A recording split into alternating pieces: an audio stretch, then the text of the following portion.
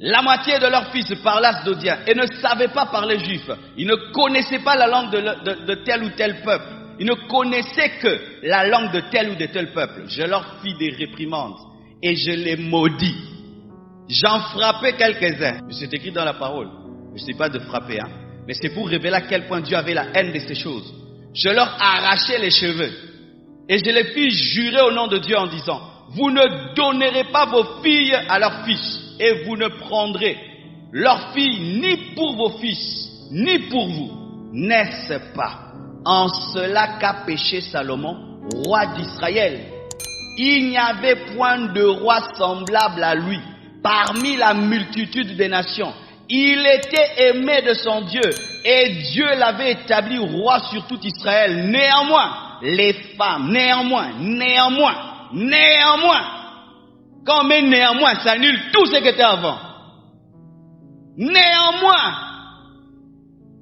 les femmes étrangères l'entraînèrent aussi dans le péché. Néanmoins, tu peux être le plus aimé, le plus grand, le plus puissant, le plus ouah. Mais si tu as des mauvaises fréquentations, tu seras entraîné vers le péché. Parole de Dieu.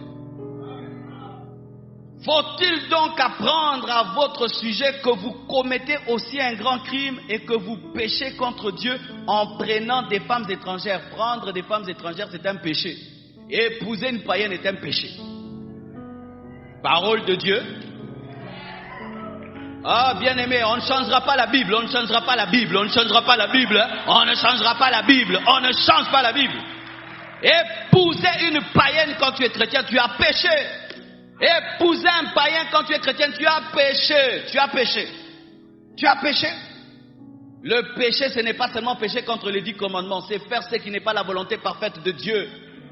Qu'y a-t-il entre les ténèbres et la lumière? Quelle relation? Il n'y en a pas. Et surtout pas de relation de mariage. Est-ce que les ténèbres peuvent se marier à la lumière? Alléluia. Faut-il donc apprendre à votre sujet que vous commettez un aussi grand crime et que vous péchez contre Dieu en prenant des femmes étrangères? Bien-aimé, même dans ma famille, demandez à mon épouse: tu es ma soeur, tu es mon frère, tu épouses un païen, je ne viens pas à ton mariage. Je ne viens pas, je ne bénis pas et je ne viens pas. Même ma propre sœur de cette église, si elle veut épouser un païen, je ne la bénirai pas et je n'irai pas. Tout le monde dans ma famille sait. Tu épouses un païen, on ne va pas te présenter ici. Faites vos choses là-bas. Amen. Hein? Faites vos choses là-bas, faites vos choses là-bas. Et ne venez pas nous dribbler ici et puis on vous bénit aussi tout cas. Certaines personnes, lorsqu'ils n'arrivent pas à convertir leur fiancé, alors ils leur font porter la peau des chrétiens. Mais sache que si tu changes le phénotype, tu n'as pas changé le génotype. C'est pourquoi vous voyez, tu peux changer la peau, elle devient claire, mais quand tu enfantes, pourquoi? Les gènes n'ont pas changé, c'est la peau qui a changé. Et des fois nous créons des conversions, nous créons des conversions. On ira voir le pasteur, s'il te pose telle question, tu réponds ça. Et il faut même des faux baptêmes pour se marier, des faux baptêmes. Ce n'est pas un baptême, on t'a lavé sans savon.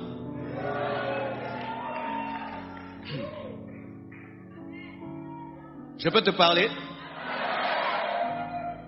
Quand tu as un fiancé païen et puis tu viens nous tromper ici en l'habillant de chrétienté, mais c'est toi qui vas vivre avec lui, est-ce que c'est nous?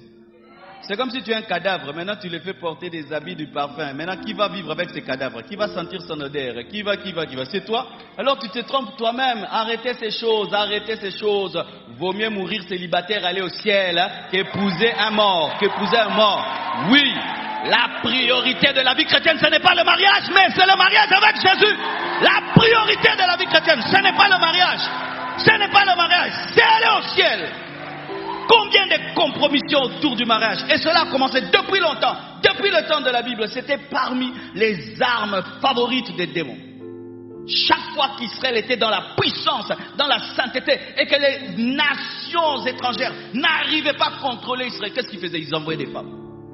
Allez avec eux. Comme ça, ils vont vous marier. Quand ils vont vous épouser, vous allez les influencer à adorer des faux dieux. Et nous connaissons leur Dieu. Il est jaloux. Une fois qu'ils vont pécher, Dieu va leur abandonner. Leur force n'est pas leur armée, c'est la présence de Dieu. Faites tout pour que Dieu s'en aille.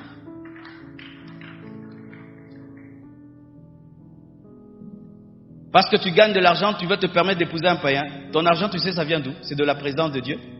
Une fois que l'argent est parti, c'est fini. Une fois que la présence de Dieu est partie, même l'argent pour nourrir cette femme, tu n'auras plus. Et alors, elle va te quitter. Déjà, c'est une païenne. Le mariage n'est pas une convention, n'est pas une croisade. Où tu dis, je vais l'épouser, elle va changer. Tu es devenu le Saint-Esprit. S'il y a des personnes difficiles à changer, ce sont les femmes et les maris. Une femme que tu n'arrives pas à changer, quand elle n'est pas entrée dans ta maison, tu auras du mal à la changer quand elle va entrer. Surtout quand elle sait que tu es chrétien. Elle sait aussi que dans votre église, on prêche contre le divorce. Elle t'a eu. Tu es cuit. Tu es cuit. Donnez-moi la main, je vais vous parler.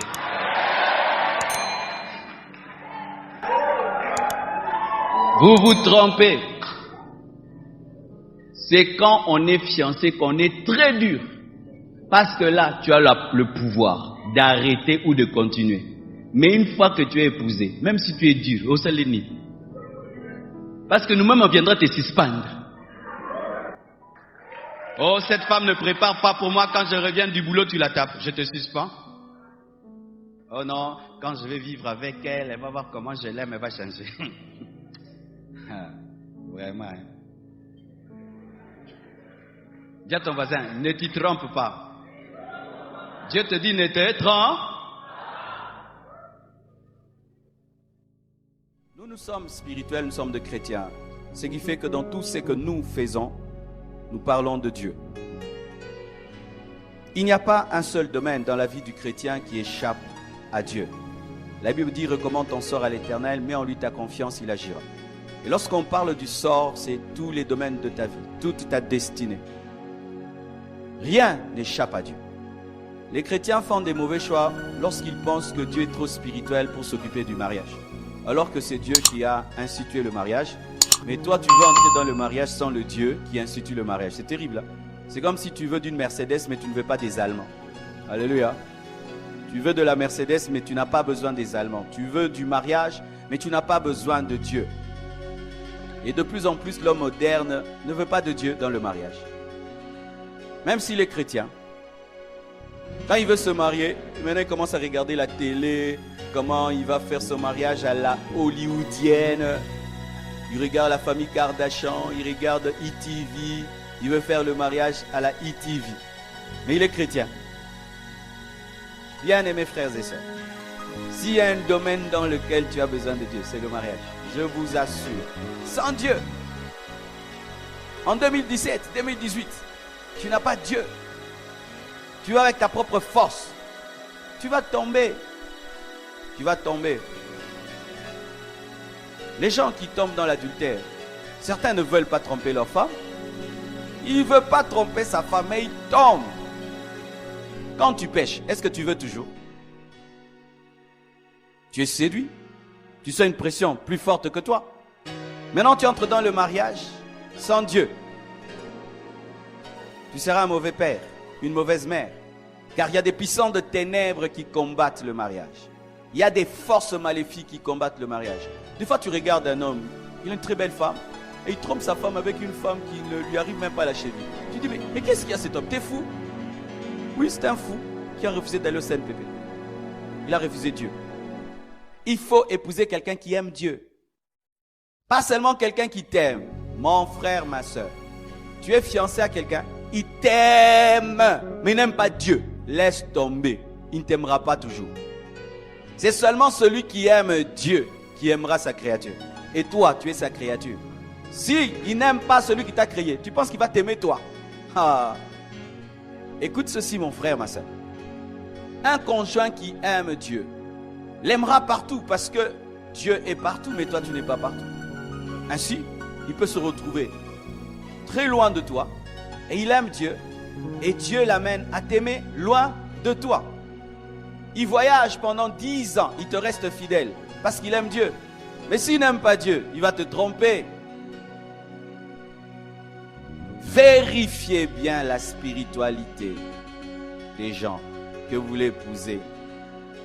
Ne négligez pas cela. Quand quelqu'un veut t'épouser, tu sens qu'il t'aime, mais si tu dis allons à l'église, il ne veut pas. Prions, il ne veut pas. Lui, il veut quand vous êtes ensemble seulement l'amour, l'amour, l'amour. Nous deux. Eux. Adorons un peu Jésus. Allons à l'église. Allons au grand jeûne, écouter la parole sur le mariage. Il ne veut pas. Ton fiancé n'est pas venu. Tu lui as dit de venir, non? Tu as dit à ta fiancée de venir. Elle a refusé. C'est un signe. Mais oui. Oui. Comment ta fiancée n'aime pas écouter? Est-ce qu'on vous tue ici? J'ai tué quelqu'un. Pourquoi il ne peut pas venir ici? Mais dans les fêtes, il peut venir. Alléluia. Il peut aller dans les restaurants, pas de problème. Mais à l'église, il ne veut pas. Certains même, on vous a déposé là par vos fiancés. Et puis il est parti, il va revenir te prendre. Tu vas épouser un tel homme. Tu vas épouser une telle femme. Qui ne supporte pas la prière.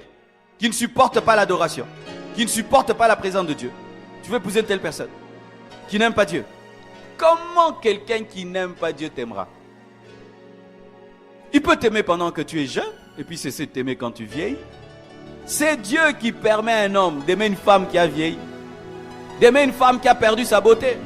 C'est Dieu qui permet à un homme d'aimer une femme qui a perdu la taille. Et donne-moi la main, je parle. Ma soeur, tu perdras la taille, non? C'est seulement ma soeur. Un homme qui aime Dieu, qui t'aimera malgré que tu as perdu la taille. Que tu as perdu ta beauté. Frère, c'est seulement une femme qui aime Dieu, qui va t'aimer quand tu seras pauvre. Qui va t'aimer quand tu vas perdre le travail. Qui va t'aimer quand tu vas être un chômeur. C'est seulement une femme qui aime Dieu, qui va te respecter malgré que tu ne donnes rien. Qui va te respecter malgré qu'on t'a chassé du boulot. Qui va t'honorer, te traiter comme un seigneur. Malgré qu'il y a eu pillage. Alors mes frères et sœurs, vous aimez, c'est bien. On vous aime, c'est bien. Mais est-ce que cette personne que tu veux épouser aime Dieu? Est-ce qu'elle craint Dieu? Est-ce qu'elle obéit à Dieu? Ou pendant que vous êtes fiancés, elle te pousse déjà à l'impudicité? Quelqu'un qui aime Dieu ne cherche pas à coucher avec toi avant le mariage. Une fille qui aime Dieu ne cherche pas à ce que tu couches avec elle avant le mariage. Un homme qui aime Dieu ne cherche pas à te connaître avant le mariage. Frères et sœurs, souvent à ce niveau-là, j'ai remarqué que les chrétiens ferment les yeux sur la spiritualité de l'autre et vont les ouvrir dans le mariage alors que c'est trop tard. Vous voyez le pasteur qui est là en train de te dire n'épouse pas, laisse tomber. Quand tu vas te marier et tu veux divorcer, tu me cherches, je vais te fuir. Tu n'entreras pas dans mon bureau. Je vais te fixer des rendez-vous que je vais dans 6 mois. Quand tu me diras, pasteur, je vais divorcer, je vais te dire, laisse-moi le temps de prier. Je vais te prier 1 année. Je te préviens déjà. Si tu veux divorcer, tu me cherches, tu ne me trouveras pas. Jamais de ma bouche sortira le mot divorce. Là, je te dis, ne fais pas. Mais une fois que tu es marié et tu viens me dire, c'est un vrai païen, il fallait que tu voies avant. C'est un démon. Il fallait voir les démons là avant. C'est un sorcier. Si tu attrapes ton sorcier là dans le mariage, tu gardes ton sorcier. Pasteur, c'est un vrai païen. Il fallait que tu le voies avant. C'est pourquoi, mes frères, arrêtez ces choses. Vous venez à l'église au grand jeûne et par coïncidence, tu es à côté d'une sœur. Et puis du coup, tu dis que Dieu m'a exaucé. J'avais dit, quand j'irai au grand jeûne, que la femme qui s'assiera à côté de moi soit la femme de ma vie. Et si c'est une sirène? Si c'est un sorcier? Vous pensez que tous ceux qui sont ici sont des chrétiens? Oh, si c'était tous des chrétiens, il n'y aurait pas de vol de téléphone? Il n'y aurait pas de téléphones qui disparaissent, des bibles, des sacs d'autrui. Il y a des païens ici, des païens. Peut-être celui qui est à côté de toi, c'est un païen. Païen des païens. Païen. Mais il aime bien le pasteur Marcel. C'est tout. Rassurez-vous que la personne que vous voulez épouser aime Dieu. Épousez des amoureux de Dieu. Amen. Hein? Épousez des amoureux de Dieu. Un amoureux de Dieu ne te fera jamais du mal. Il ne te fera jamais du mal. Il ne peut pas te faire du mal. Parce que s'il te fait du mal, le cœur de Dieu est touché. Automatiquement, il doit arrêter de te faire du mal. Et je vous assure, entre un homme riche et un amoureux de Dieu, si je suis une femme, j'épouse un amoureux de Dieu. entre une femme très intelligente, d'une très très bonne famille, païenne, et une fille de pauvre qui aime Dieu. J'épouse la fille de pauvre qui aime Dieu. Elle me respectera. Alors lorsque vous avez des mariages d'intérêt, vous épouserez des païens. Des hommes qui haïssent Dieu, mais qui t'aiment beaucoup. Aussi, si tu vois que ton fiancé t'aime plus que Dieu, ne l'épouse pas. Il doit aimer Dieu plus que toi. Pourquoi? S'il aime Dieu plus que toi, quand tu veux le faire tomber, il va te dire non. Amen. Parce que son intimité, sa communion avec Dieu est plus importante que toi. Mais si tu vois, il peut te donner 3 heures du temps, mais il ne prie pas. Il peut te donner toute sa journée, mais il n'aime pas les retraites. Il peut te donner tous les cadeaux du monde, mais si on dit donnons à l'église, il ne donne pas. Il peut te donner des voitures et des maisons, mais rien que donner sa dîme, donner son offrande, il n'arrive pas. Il t'aime toi, beaucoup, mais n'aime pas Dieu. Tu sais ce qui arrive souvent? L'homme a toujours tendance à tuer ce qu'il adore. Quand un homme t'aime plus que Dieu, un jour il te haïra. Le jour que ses yeux vont s'ouvrir et il se rendra compte que tu n'es qu'un homme. Cet homme m'aime trop, il m'adore. N'épouse pas un homme qui t'adore. Épouse un homme qui t'aime beaucoup mais qui adore Dieu. Alléluia.